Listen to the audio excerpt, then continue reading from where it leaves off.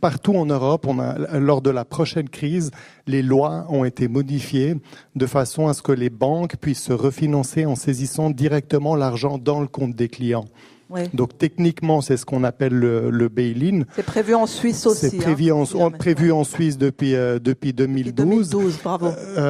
30 août 2012. En France, depuis les épargnants aux fins d'assainissement. Voilà, en France depuis le 1er janvier 2016. Est-ce que ça ne devrait pas être finalement dans le débat politique aujourd'hui la première urgence à traiter, parce que le système, il va peut-être péter avant qu'on ait eu le temps de remettre la main dessus, et ça reviendrait finalement aussi à remettre en route le volet pénal, de dire que finalement, au lieu de reponctionner dans le compte des gens, est-ce qu'il ne faudrait pas enfin juger tous ces gens et mettre en prison les responsables? Alors écoutez, vous avez raison de soulever cette question.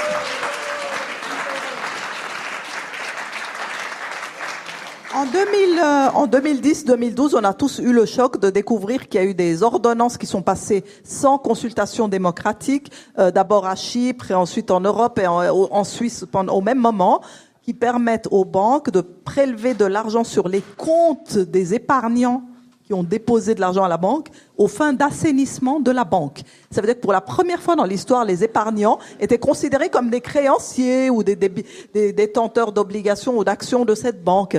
Et là, on a modifié une définition légale qui était auparavant que c'est seulement les créanciers qui perdent de l'argent contre la banque. Si moi, je suis quelqu'un qui a prêté de l'argent à cette banque ou je suis actionnaire de cette banque, c'est normal que si ses actions s'effondrent ou ses obligations s'effondrent, moi, je perds de l'argent. Mais si moi, j'ai ouvert un compte dans cette banque, comment ça se fait qu'on va aller dans mon compte privé prendre de l'argent pour assainir la banque? Ça, c'était hallucinant, et c'est parce qu'on a modifié la définition de l'épargnant pour le transformer en créancier. Et ça, c'est vrai que c'est passé tout droit. En Suisse, c'est une ordonnance de la FINMA, de l'autorité de régulation des marchés, qui a décidé de ça, du jour au lendemain. Et même ça n'a même pas été vraiment en une des journaux ici quand c'est arrivé. Et puis après, quand on les consulte, ils disent, mais non, mais c'est exceptionnel, c'est vraiment pour une banque, pour un cas particulier, c'est jamais pour tout le système. En plus, vous êtes garanti jusqu'à 100 000 francs. C'est vrai qu'il faut aussi préciser, hein. C'est déjà, en plus, UBS a déjà un précédent. Donc oui, il faut mettre ça en consultation. Pourquoi quelqu'un le met, il faut récolter 100 000 signatures et mettre ça en consultation populaire? Ouais.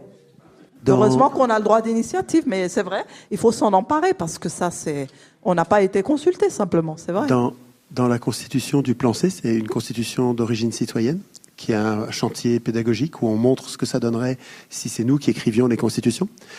On a interdit les banques privées et on a même fait de la volonté de créer une banque privée un crime. Donc c'est criminel de vouloir être banquier. Donc comme ça, t'es débarrassé du problème, c'est interdit dans la Constitution. Toutes les banques doivent être publiques, la banque doit être publique, ou les banques. Mais une banque privée, c'est un fléau de l'humanité, et c'est à nous de l'écrire. Et quand vous l'écrivez, vous devenez souverain. C'est ça, il faut vous entraînez à être souverain. C'est ça, absolument.